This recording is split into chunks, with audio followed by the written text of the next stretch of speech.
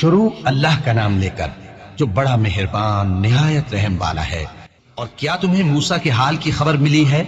جب انہوں نے آگ دیکھی تو اپنے گھر والوں سے کہا کہ تم یہاں ٹھہرو، میں نے آگ دیکھی ہے، میں وہاں جاتا ہوں، شاید اس میں سے میں تمہارے پاس انگارہ لاؤں یا آگ کے مقام سے اپنا رستہ معلوم کر سکوں۔ پھر جب وہ وہاں پہنچے تو آواز آئی کہ اے موسیٰ، میں تو تمہارا پروردگار ہوں، تو اپنے جوتے اتار دو، تم یہاں پاک میدان یعنی طوا میں ہو، اور میں نے تم کو منتخب کر لیا ہے، تو جو حکم دیا جائے اسے سنو۔ بے شک میں ہی اللہ ہوں، میرے سوا کوئی معبود نہیں، تو میری عبادت کیا کرو اور میری یاد کے لیے نماز پڑھا کرو۔ قیامت یقیناً آنے والی ہے، میں چاہتا ہوں کہ اس کے وقت کو پوشیدہ رکھوں تاکہ ہر شخص جو کوشش کرے اس کا بدلہ پائے، تو جو شخص اس پر ایمان نہیں رکھتا اور اپنی خواہش کے پیچھے چلتا ہے کہیں تم کو اس کے یقین سے روک نہ دے، تو اس صورت میں تم ہلاک ہو جاؤ۔ اور اے موسیٰ، یہ تمہارے داہنے ہاتھ میں کیا ہے؟ انہوں نے کہا یہ میری لاٹھی ہے، اس پر میں ٹیک لگاتا ہوں اور اس سے اپنی بکریوں کے لیے پتے جھاڑتا ہوں، اور اس میں میرے اور بھی کئی فائدے ہیں۔ فرمایا کہ موسیٰ اسے زمین پر ڈال دو، تو انہوں نے اس کو ڈال دیا اور وہ یکا یک سانپ بن کر دوڑنے لگا۔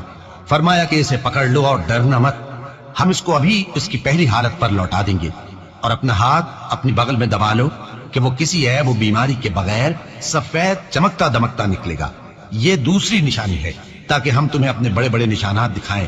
تم فرعون کے پاس جاؤ کہ وہ سرکش ہو رہا ہے، کہا اے میرے پروردگار، اس کام کے لیے میرا سینہ کھول دے اور میرا کام آسان کر دے، اور میری زبان کی گرہ کھول دے تاکہ وہ میری بات سمجھ لے، اور میرے گھر والوں میں سے ایک کو میرا وزیر یعنی مددگار مقرر فرما، یعنی میرے بھائی ہارون کو، اس سے میری کمر کو مضبوط کر اور اسے میرے کام میں شریک کر، تاکہ ہم تیری بہت سی تسبیح کریں اور تجھے کثرت سے یاد کریں، تو ہم کو ہر حال میں دیکھ رہا ہے۔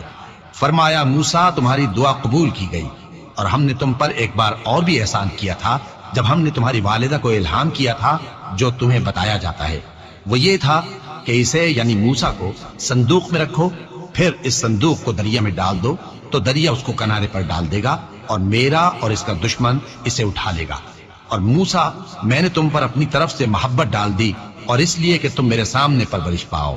جب تمہاری بہن وہاں فرعون کے ہاں گئی اور کہنے لگی کہ میں تمہیں اس کا پتہ دوں جو اس کو پالے پوسے، تو اس طریق سے ہم نے تم کو تمہاری ماں کے پاس پہنچا دیا تاکہ ان کی آنکھیں ٹھنڈی ہوں اور وہ رنج نہ کرے۔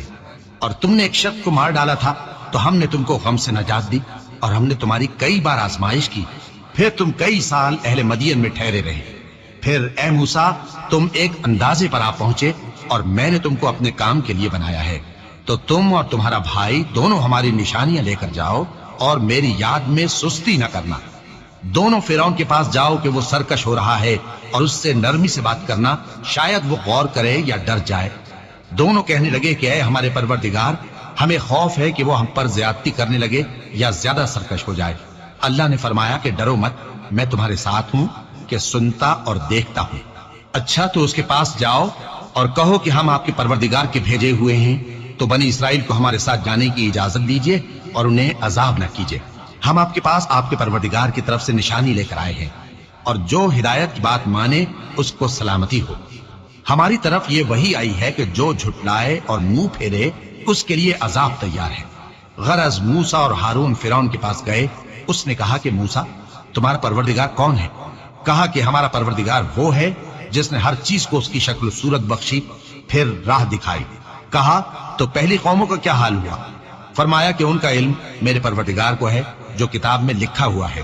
میرا پروردگار نہ چوکتا ہے نہ بھولتا ہے، وہ وہی تو ہے جس نے تم لوگوں کے لیے زمین کو فرش بنایا اور اس میں تمہارے لیے رستے بنا دیے اور آسمان سے پانی برسایا، پھر اس سے مختلف نباتات پیدا کی کہ خود بھی کھاؤ اور اپنے مویشیوں کو بھی چراؤ۔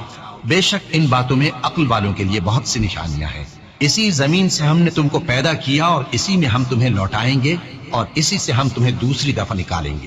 اور ہم نے فرعون کو اپنی سب نشانیاں دکھائیں مگر وہ تکذیب اور انکار ہی کرتا رہا۔ کہنے لگا کہ موسیٰ، کیا تم ہمارے پاس اس لیے آئے ہو کہ اپنے جادو کے زور سے ہمیں ہمارے ملک سے نکال دو؟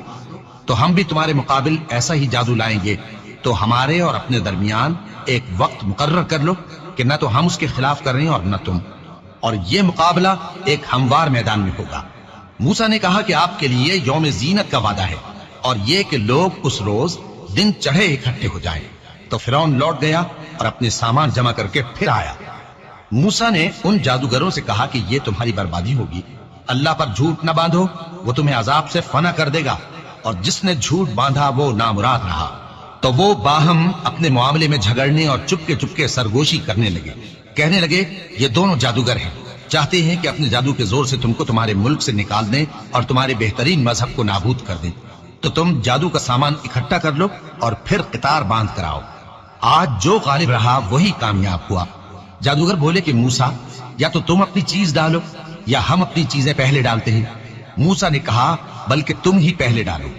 جب انہوں نے چیزیں ڈالی تو یکا یک ان کی رسیاں اور لاٹھیاں موسیٰ کے خیال میں ایسی آنے لگی کہ وہ میدان میں ادھر ادھر دوڑ رہی ہیں۔ اس وقت موسیٰ نے اپنے دل میں خوف محسوس کیا۔ ہم نے کہا خوف نہ کرو، بلا شبہ تم ہی غالب رہو گے، اور جو چیز یعنی لاٹھی تمہارے داہنے ہاتھ میں ہے اسے ڈال دو، کہ جو کچھ انہوں نے بنایا ہے اس کو وہ نگل جائے گی۔ جو کچھ انہوں نے بنایا ہے یہ تو جادوگروں کے ہتھ کنڈے ہیں، اور جادوگر جہاں بھی جائے کامیاب نہیں ہوگا۔ اس پر جادوگر سجدے میں گر پڑے، کہنے لگے کہ ہم موسیٰ اور ہارون کے پروردگار پر ایمان لائے۔ فرعون بولا کہ پیشتر اس کے کہ میں تمہیں اجازت دوں تم اس پر ایمان لے آئے، بے شک یہ تمہارا بڑا یعنی استاد ہے جس نے تم کو جادو سکھایا ہے، سو میں تمہارے ہاتھ اور پاؤں مخالف سمت سے کٹوا دوں گا اور تم کو کھجوروں کے تنوں پر سولی چڑھوا دوں گا، اور تم کو معلوم ہوگا کہ ہم میں سے کس کا عذاب زیادہ سخت اور دیر تک رہنے والا ہے۔ انہوں نے کہا کہ جو دلائل ہمارے پاس آ گئے ہیں ان پر اور جس نے ہم کو پیدا کیا ہے اس پر ہم آپ کو ہرگز ترجیح نہیں دیں گے، تو آپ کو جو حکم دینا ہو دے دیجئے، اور آپ جو حکم دے سکتے ہیں وہ صرف اسی دنیا کی زندگی میں دے سکتے ہیں۔ ہم تو اپنے پروردگار پر ایمان لے آئے تاکہ وہ ہمارے گناہوں کو معاف کرے، اور اسے بھی جو آپ نے ہم سے زبردستی جادو کرایا، اور اللہ سب سے اچھا ہے اور ہمیشہ باقی رہنے والا ہے۔ جو شخص اپنے پروردگار کے پاس گناہگار ہو کر آئے گا تو اس کے لیے جہنم ہے جس میں نہ وہ مرے گا نہ جیے گا، اور جو اس کے روبرو ایماندار ہو کر آئے گا اور عمل بھی نیک کیے ہوں گے تو ایسے لوگوں کے لیے اونچے اونچے درجے ہیں، یعنی ہمیشہ رہنے کے باغ جن کے نیچے نہریں بہ رہی ہیں، ہمیشہ ان میں رہیں گے، اور یہ اس شخص کا بدلہ ہے جو پاک ہوا۔ اور ہم نے موسیٰ کی طرف وہی بھیجی کہ ہمارے بندوں کو راتوں رات نکال لے جاؤ، پھر ان کے لیے سمندر میں لاٹھی مار کر خشک رستہ بنا دو، پھر تم کو نہ فرعون کے آ پکڑنے کا خوف ہوگا اور نہ غرق ہونے کا ڈر۔ پھر فرعون نے اپنے لشکروں کے ساتھ ان کا تعاقب کیا تو سمندر کی موجوں نے ان پر چڑھ کر انہیں ڈھانک لیا یعنی ڈبو دیا، اور فرعون نے اپنی قوم کو گمراہ کر دیا اور سیدھے رستے پر نہ ڈالا۔ اے آل یعقوب، ہم نے تم کو تمہارے دشمن سے نجات دی اور تورات دینے کے لیے تم سے کوہ طور کی داہنی جانب مقرر کی، اور تم پر من اور سلوہ نازل کیا، اور حکم دیا کہ جو پاکیزہ چیزیں ہم نے تم کو دی ہیں ان کو کھاؤ اور اس میں حد سے نہ نکلنا، ورنہ تم پر میرا غضب نازل ہوگا، اور جس پر میرا غضب نازل ہوا وہ ہلاک ہو گیا۔ اور جو توبہ کرے اور ایمان لائے اور عمل نیک کرے پھر سیدھے رستے چلے اس کو میں بخش دینے والا ہوں۔ اور اے موسیٰ، تم نے اپنی قوم سے آگے چلے آنے میں کیوں جلدی کی؟ کہا وہ میرے پیچھے آ رہے ہیں۔ اور اے میرے پروردگار، میں نے تیری طرف آنے کی جلدی اس لیے کی کہ تو خوش ہو جائے۔ فرمایا کہ ہم نے تمہاری قوم کو تمہارے بعد آزمائش میں ڈال دیا ہے، اور سامری نے ان کو بہکا دیا ہے۔ اور موسیٰ غصے اور غم کی حالت میں اپنی قوم کے پاس واپس آئے اور کہنے لگے کہ اے قوم، کیا تمہارے پروردگار نے تم سے اچھا وعدہ نہیں کیا تھا؟ کیا میری جدائی کی مدت تمہیں لمبی معلوم ہوئی، یا تم نے یہ چاہا کہ تم پر تمہارے پروردگار کی طرف سے غضب نازل ہو، اور اس لیے تم نے مجھ سے جو وعدہ کیا تھا اس کے خلاف کیا؟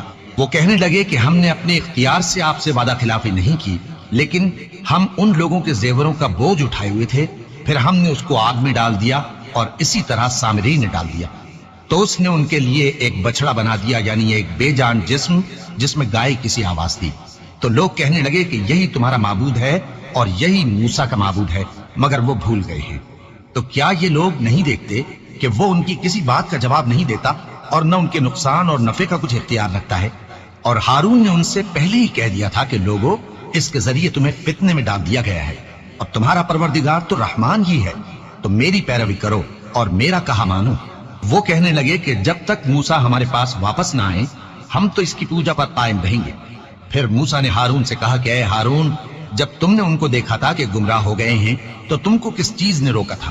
یعنی اس بات سے کہ تم میرے پیچھے چلے آؤ، بھلا تم نے میرے حکم کے خلاف کیوں کیا؟